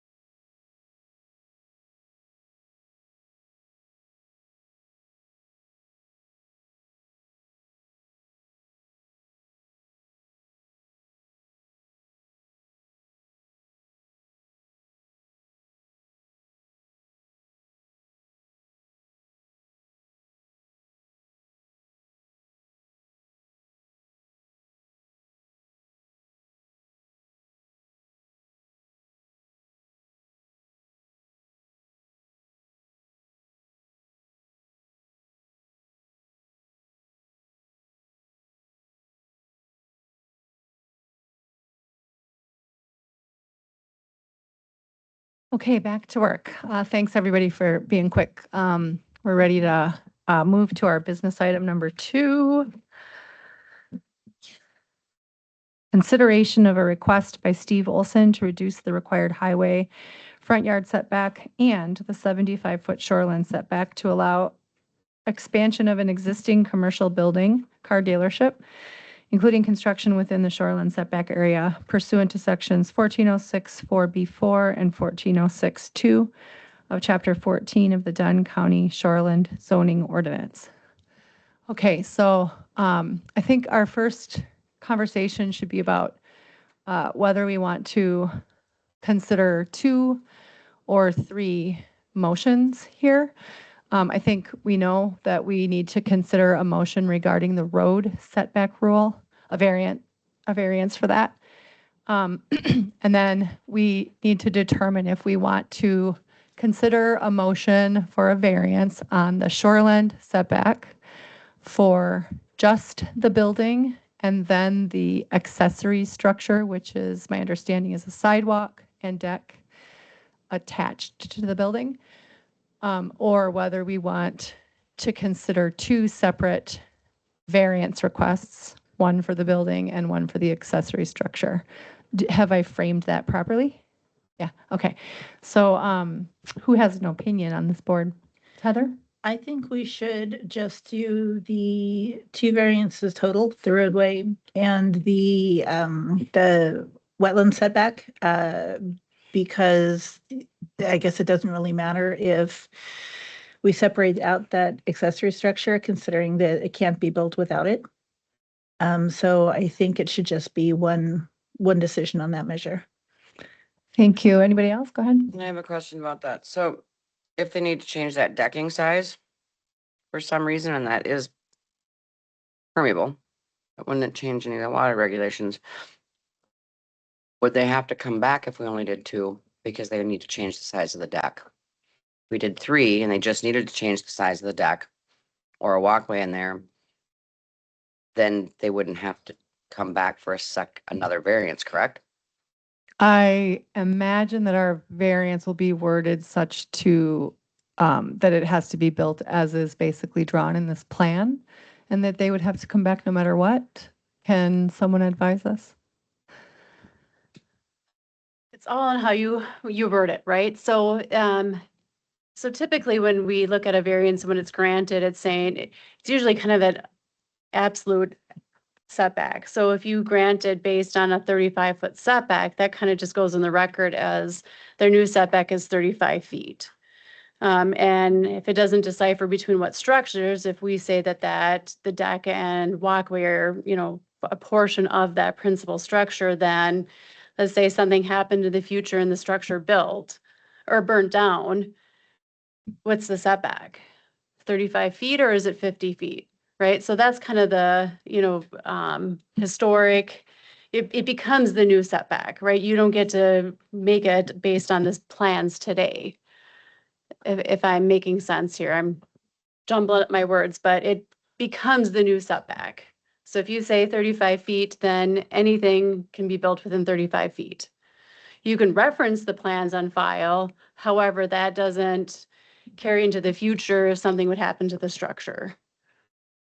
Does that feel clarifying for everybody? Chase? I have a question for Tammy. So Tammy, you said that although variances typically can't carry conditions with them, that variances to shoreland setbacks can. Could we just put a condition in the shoreland setback to say that they should build it to plan as presented? It's interesting, yeah, because the condition, it needs to be, supportive of a standard in the shoreline ordinance. Right, so the conditions have to be more supportive of those standards. So if April can chime in too. I don't I think think we if you're can. getting too specific on a plan, we're running into that issue that you're Mhm. alluding to right there, as far as it needs to go back to the ordinance, not the specific development plan. Right. Meaning that our variance has to change the number of feet as opposed to what is built where.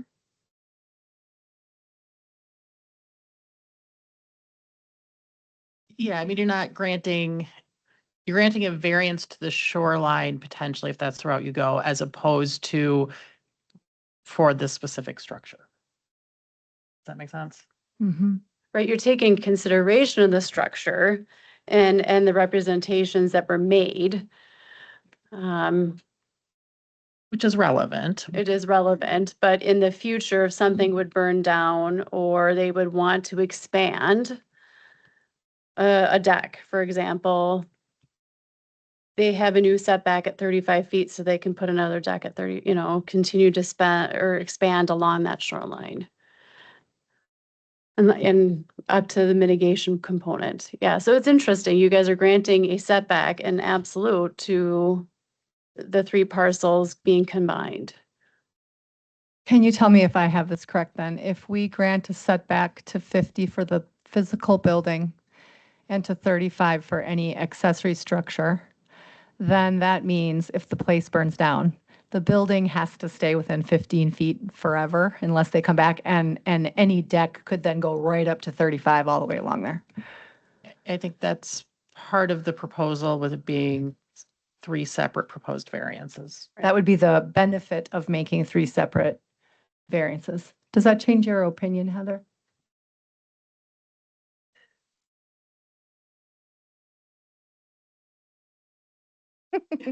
Chase? Yeah, go ahead, please, David.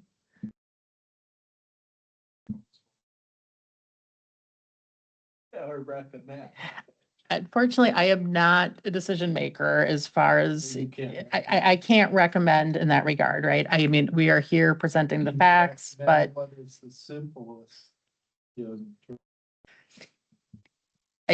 beyond what we've presented, no, I'm sorry. seems to me the simplest is having what Tammy recommended in the 3 parcels. 3 variants. Chase? I don't have any concerns with that. I'm thinking about our worksheets here. And I wonder if when we go through, if a lot of the discussion and points kind of count for all 3, like if the property has unique physical limitations, it's either true or it's not true for all Yes. 3 variances. And the same with unnecessary hardship. They either have unnecessary hardship or they don't. And maybe it's just is it contrary to public interest? Is it against the spirit of the ordinance? Might be different for if we're looking at shoreland versus the highway setback versus the accessory. I take that to mean that we should go through these and sort of address all 3 in a blanket or specific way as we're going through, as opposed to doing this 9 times. That's what I was thinking, Yeah. except for maybe at the end, we could diverge under the public interest for each one if we think that there might be a difference. Yeah, great. I like that, Chase. Okay, so I think I'd like to proceed with the potential of offering 3 motions and think of that accessory structure as different. Point taken that it's required for this project to go through, but I think it's about the future and making sure that our motions today can have an effect on the road. So, do you have anything else that you would like to say at this time, or should we start moving through? Yeah, I think, I mean, I agree. I think how Chase presented it is, it's unique or it's going to, kind of consistent. So I think we got enough note takers here that as long as the board feels comfortable, we will kind of blanket each variance item. Would council be able to comment on Mr. Olson's comment about the DNR's comment? Do you feel like there's validity in the difference between this project and those prior cases? I think you guys as a board need to decide what the hardship is there, Mhm. right? I mean, I can't say the distinctions here or there. Yes, the cases do point out that financial gain is not supposed to be the point. I mean, it says you don't want to render land useless. That's coming from the case law. You have to consider if there's any situation where there's no feasible use of land. Don't want to unreasonably prevent the owner from using the property for permitted purposes or render conforming with such unnecessarily burdensome. And that can't just be self-created or a personal inconvenience type of situation. And hardship can't just be that it prevents the landowners from securing the highest and best use of the parcel. So it really is going back to where is that line? And that's a decision that you as a board has to make. Thank you. Okay. So Tammy will go through these slides as we are looking at our worksheet. The first thing that we want to think about is unique physical property limitations of this property. I know you are back and forth constantly. Can you put up the crazy blue square that shows a 17-foot strip of buildable zone?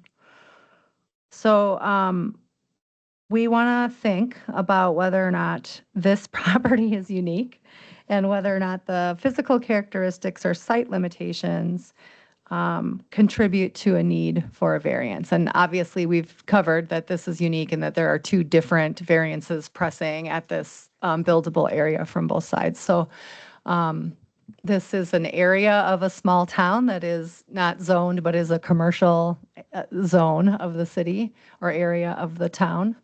And what would make sense here and is a permittable type of business is something like a dealership.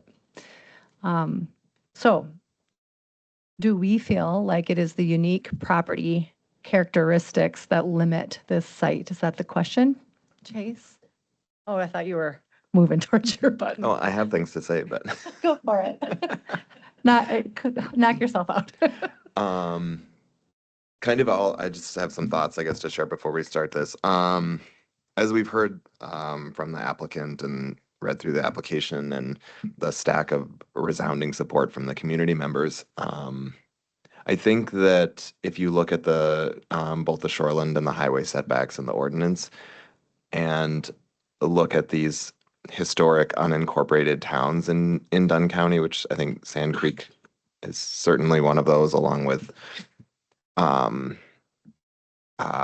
like Downsville and Cedar Falls. They're just, it's trying to fit a square peg in a round hole. And I think that this is the very definition of physical property limitations and where the ordinance kind of butts up against these locations. And certainly the ordinance doesn't contemplate any of these unincorporated towns ever being created in the future. And when I look at this, to me, it sounds like part of the decision in front of us today is, do we think that Sand Creek should continue?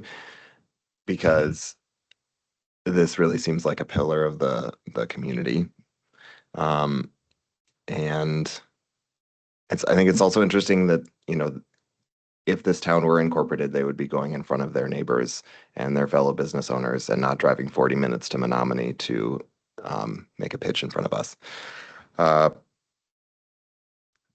So I guess that's kind of the starting place where I'm thinking about this. I do think it's stuck between a highway and the Red Cedar River. I think that it's unique historic development patterns. And even if we're kind of checking boxes on the unique physical property limitations, Cedar Corp's comment about the eddy in the river, it does actually have a unique shoreline right there as well. I agree with all those points. I think if you imagined such a building that would take up the blue hatch marks, that would be incongruous driving down the main drag of Sand Creek to see, businesses on both sides right up against the road when thinking about the road egress or the road setback. And then I think the same is true. We see a removal of, that large section of the white building that is currently non-conforming. Any others? Feel good? Okay, so we feel like the unique physical property limitations have met the standards when thinking about road setback and the shoreland setback requirements for a building and separately for an existing structure or accessory structure. Does everybody feel good there? David and Chase, I see nods, right? Okay, Yes. great. All right, so now we're into the unnecessary hardship part. And we can, if we find that the standard is met, it's going to either be because the ordinances prevent a reasonable use of the property for a permitted purpose, or compliance is unnecessary, burdensome in light of the purpose of the regulation and the property's unique conditions.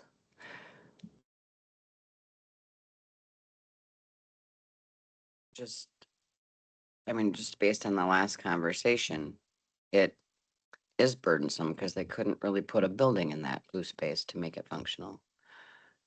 And the use is permitted, they're already using it. So I think it does cause a hardship if they're not allowed to do it.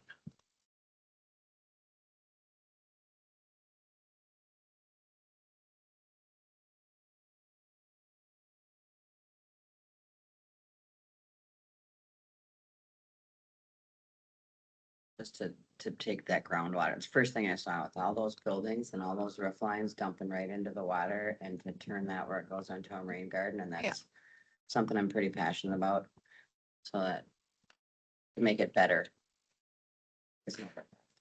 Funny how that's not really a question, which is interesting. I mean, it is so true in this case. It is so true in this case. Yep.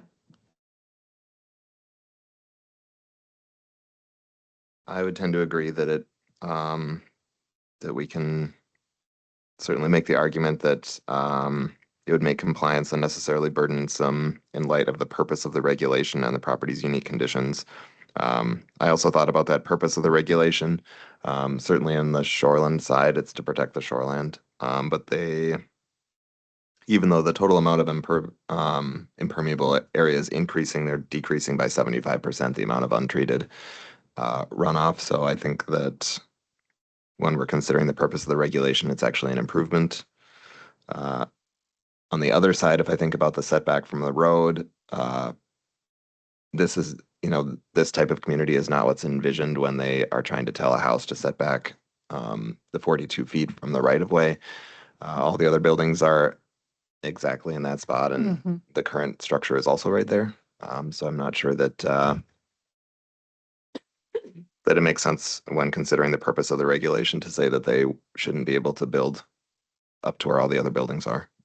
Yeah, I would say if there was no river back there and we were only talking about the road setback, that we've determined many times in a row as a group here that old-fashioned character and pedestrian quality of a small town is historical and important. The other. And I also think that, if you're talking about the purpose of that setback from the road being, largely for safety, yes, they could theoretically build a building in the same footprint as the existing building, but it seems like the new design, the proposed design, is actually going to make that area more safe by pushing it back a couple feet so the people coming out of that drive will be able to see. And so I think that that's something that should probably be taken into consideration as well if we're looking at, the purpose of that setback in keeping it as it is versus the new design.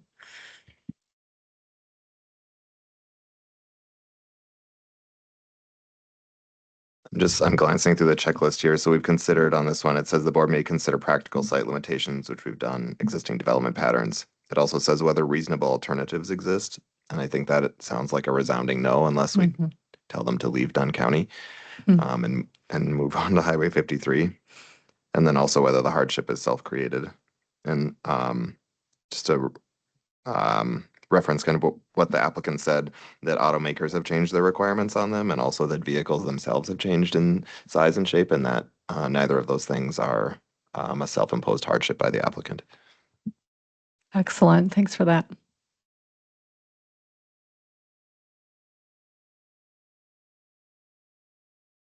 Comfortable? Tammy, are you comfortable with our comments? Okay. Public interest. Like these other two categories, I think the applicant did a great job of giving us a lot of information. And we are here to discuss whether there are any negative public interest issues with this request. Clearly, we heard a lot to the contrary that granting this request can improve the environmental impacts on the property, improve public safety, improve impacts to neighboring properties, including keeping businesses afloat in this tiny community, improve likely some cumulative impacts, with the, especially I think with the buffering in the first 35 feet, and consistency with overall regulatory framework. We did get a comment from the DNR to potentially think about, and then clearly there's some mitigation happening both with water runoff, with the buffering, and the treatments. Is that what it was called? Treatments. So does anybody, we can take these one at a time to chase the suggestion. Does anybody see any, or has anybody heard any evidence of harm to the public interest for granting a road setback at the front of the property?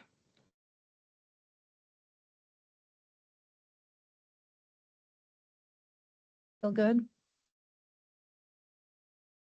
No harm.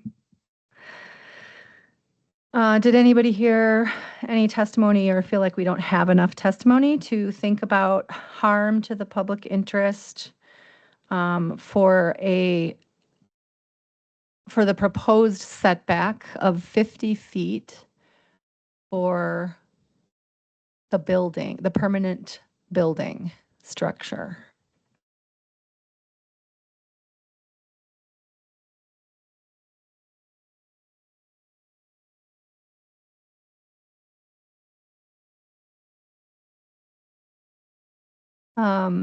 Just for due diligence, can you go back to the DNR slide? The argument was made about profit being the reason why, but was there any environmental comment at all?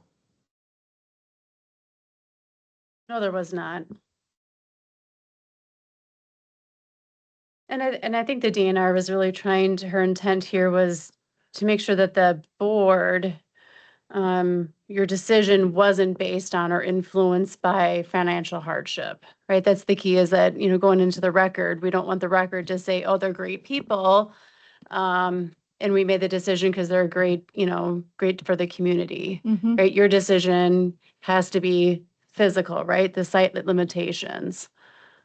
So I think the key is that she wants that, was recommending documentation and the burden of proof on the applicant. It's related to the parcel. Yeah, I It's got you. not related to. Yep. Thank you. You can maybe go back to the other one. Anybody have any comment there? I just had a quick question for, it's April, right?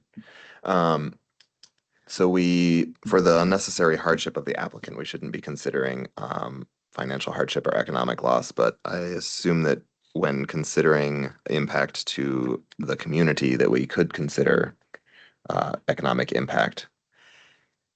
I think it's a broader question when you're talking about a community.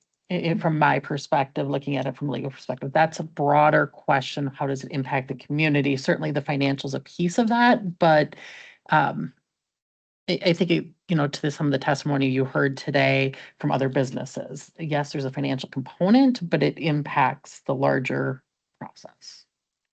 Sure. So for the community, it's something, an element that we can think about. One aspect, yes.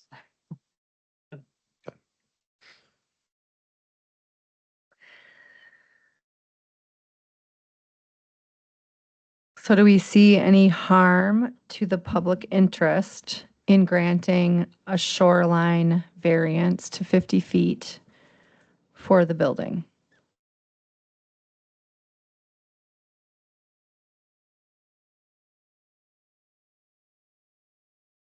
And that information comes from the information presented by the applicant to sort of the measures that are being taken when building the building, which include safety of drivers and pedestrians in the egress of the building, and then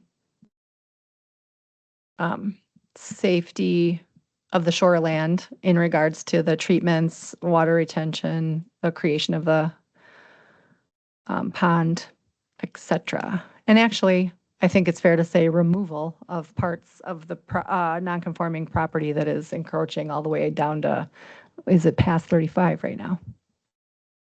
So I agree, and I feel like we haven't seen any demonstrated harm to the public interest on the shoreland side. Do we have to discuss any further this accessory structure business? It feels like the purpose for doing three motion or separating it is to be clear that the building shouldn't go beyond 50, but an acknowledgement that the accessory structure is necessary for fire reasons. And can you remind me, does it go all the way to 35? Is 35 like our floor? Yeah. Yeah. But it feels like the public interest piece is sort of, they're connected because this project is that building with that accessory structure required.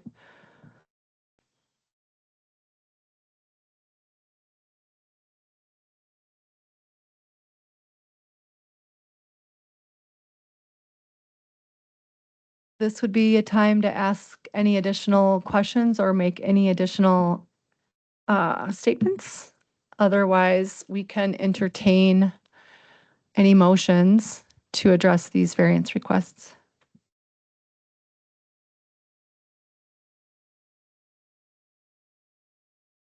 Yeah, I think so.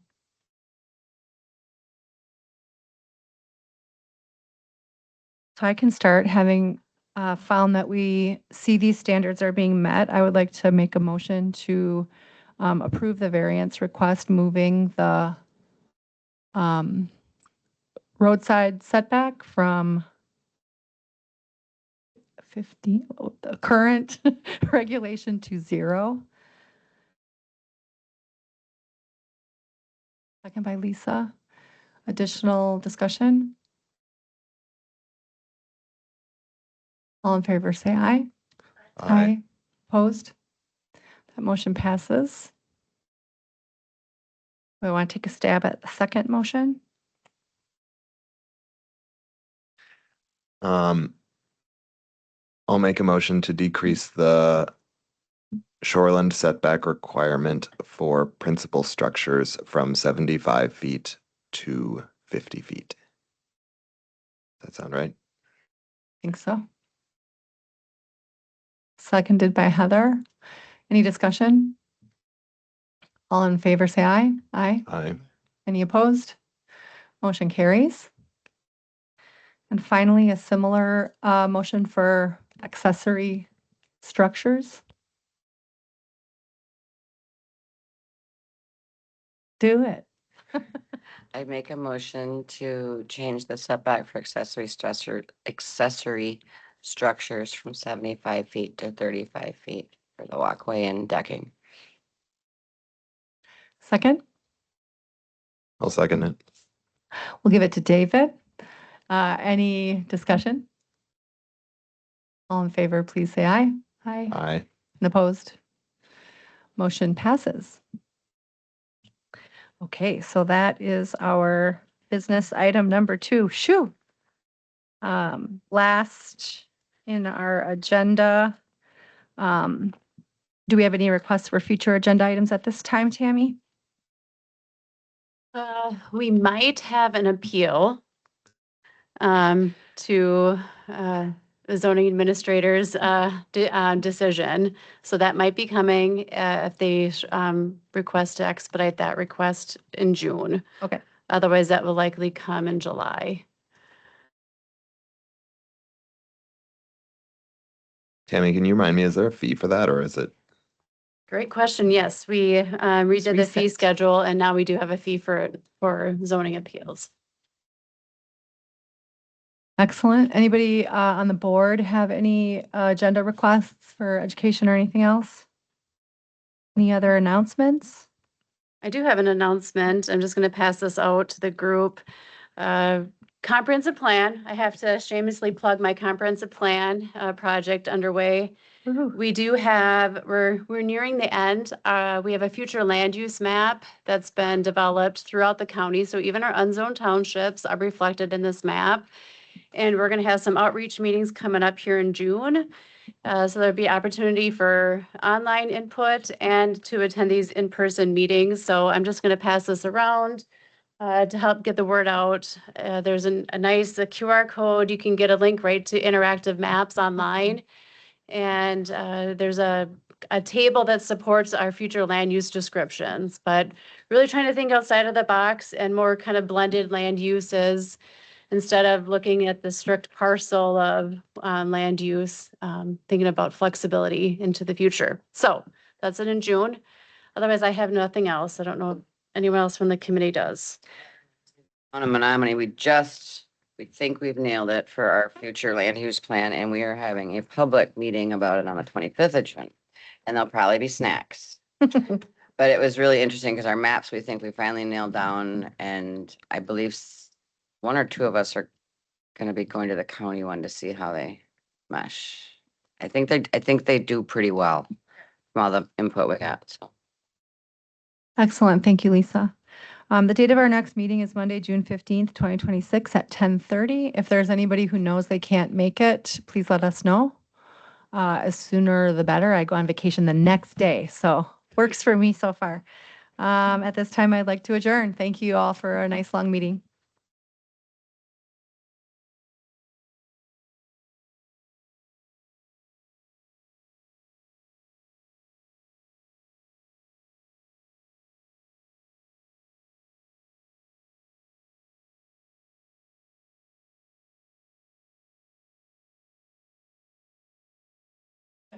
I'm sure it's.